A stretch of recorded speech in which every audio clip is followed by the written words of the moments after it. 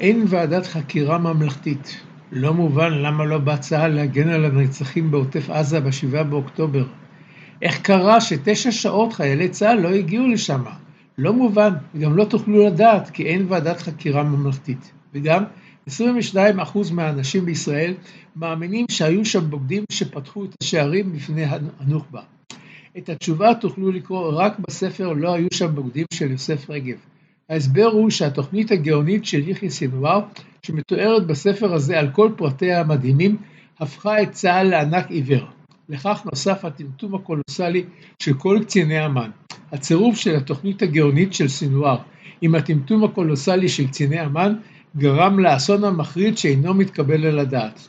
הספר עוסק גם במחדל של מלחמת יום הכיפורים, ויש בו הוכחה לכך שהמלאך אשרף מרואן לא היה סוכן כפול, אלא המרגל הטוב ביותר שהיה לישראל אי פעם. את הספר ניתן להשיג בהוצאת בכיוון הרוח. חפשו בגוגל.